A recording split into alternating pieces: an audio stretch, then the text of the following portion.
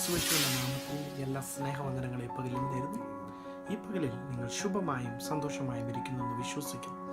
ഈ പകലിൽ ഒരു ചെറിയ ചിന്ത നിങ്ങളുമായി പങ്കിടുവാൻ ഞാൻ ദൈവകൃപയിൽ ആശ്രയിക്കുന്നു. നിങ്ങളുടെ ശ്രദ്ധയെ യെശയ്യാ പ്രവചനം 38-ാം അധ്യായം അതിലേക്ക് ക്ഷണിക്കുന്നു. അവിടെ നമുക്ക് ഇങ്ങനെ കാണുവാൻ സാധിക്കും.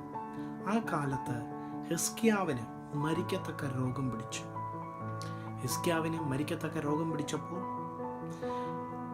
ഹിസ്കിയാവിൻ്റെ അടുത്തേക്ക് യെശയ്യാ പ്രവാചകനെ ദൈവം അയച്ചിട്ട് ഇങ്ങനെ പറയുന്നു: നിന്റെ ഗ്രഹകാര്യം ക്രമത്തിലാക്കുക, നീ മരിച്ചു പോകും, നീ സൗഖ്യമാകുകയില്ല എന്ന് യഹോവയുടെ അരുളപ്പാടെന്ന് പറഞ്ഞ് യെശയ്യാ പ്രവാചകനെ അയച്ച് ദൈവത്തിൻ്റെ ദൂത് ദൈവം കൈമാറുകയുണ്ടായി.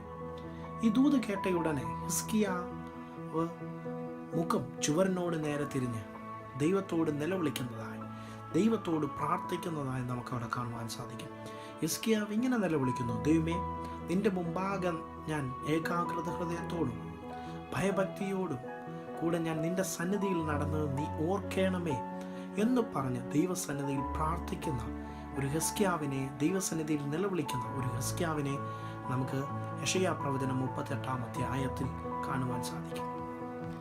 അതിൻ്റെ തൊട്ട് താഴത്തെ വാക്യം ഇങ്ങനെ പറയുന്നു: നീ മരിക്കും, സൗഖ്യമാകുകയില്ല, നിന്റെ ഗ്രഹകാര്യം ക്രമത്തിലാക്കുവാൻ ഒരു പ്രവാചകനെ വിട്ടു പറഞ്ഞ ദൈവം ഹിസ്കിയാവിൻ്റെ പ്രാർത്ഥന കേട്ടിട്ട് യെശയ്യാവിനോട് വീണ്ടും പറയുന്നു: നീ തിരിച്ചു പോകാം, നിന്റെ മകനായ ഹിസ്കിയാവിനോട് ഇങ്ങനെ പറക, നിന്റെ പിതാവായ ദാവീദിന്റെ ദൈവം ഇങ്ങനെ അരുളി ചെയ്യുന്നു: ഞാൻ നിന്റെ പ്രാർത്ഥന കേട്ടിരിക്കുന്നു, നിന്റെ കണ്ണുനീർ കണ്ടിരിക്കുന്നു. ഈ പകലിൽ നിങ്ങളുമായി കൈമാറുവാൻ ആഗ്രഹിക്കുന്ന ചിന്തയും അതാണ്.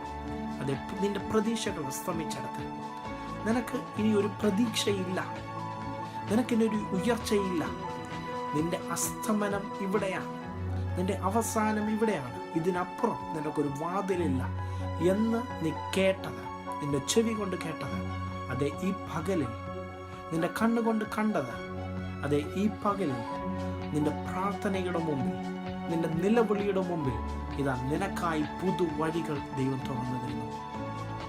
ഇങ്ങനെ ഒരു ചൊല്ല് ഞാൻ കേട്ടിട്ടുണ്ട്: പ്രാർത്ഥിക്കുന്നവൻ പ്രാർത്ഥിക്കാൻ ആരംഭിക്കുമ്പോൾ സ്വർഗം തുറക്കും. അങ്ങനെയാണെങ്കിൽ നിന്റെ പ്രാർത്ഥനയുടെ മുമ്പിൽ സ്വർഗം തുറക്കുന്ന പ്രാർത്ഥനയായി, അതെ നിന്റെ പ്രാർത്ഥനയുടെ മുമ്പിൽ വിടുതലുകൾ സംഭവിക്കുന്ന പ്രാർത്ഥനയായി ഈ പകലിൽ മാറട്ടെ. വിശ്വാസത്തോടെ ദൈവസന്നിധിയിൽ ദൈവിക പ്രമാണത്തിനനുസരിച്ച് നീ പ്രാർത്ഥിക്കുമെങ്കിൽ ഈ പകലിൽ നിന്റെ ജീവിതത്തിൽ നീ കേട്ടതിനേക്കാൾ, നീ കണ്ടതിനേക്കാൾ, നീ അനുഭവിക്കുന്നതിനേക്കാൾ അതിലുപരി ഒരു ദൈവിക പ്രവൃത്തി ഈ പകലിൽ നിനക്ക് സുനിശ്ചിതം. ദൈവം നിന്നെ ധാരാളമായി അനുഗ്രഹിക്കുമാറാകട്ടെ. അത് നിന്റെ പ്രാർത്ഥന സ്വർഗം തുറക്കുന്ന പ്രാർത്ഥനയായി മാറട്ടെ, വിടുതലുകൾ സംഭവിക്കുന്ന പ്രാർത്ഥനയായി മാറട്ടെ. മടുത്തു പോകാതെ പ്രാർത്ഥിക്കുവാൻ ഈ പകലിൽ നിങ്ങളെ ആഹ്വാനം ചെയ്യുന്നു. എല്ലാ അനുഗ്രഹാശംസകളും നിങ്ങൾക്ക് നേരുന്നു. ദൈവം നിങ്ങളെ ധാരാളം അനുഗ്രഹിക്കുമാറാകട്ടെ.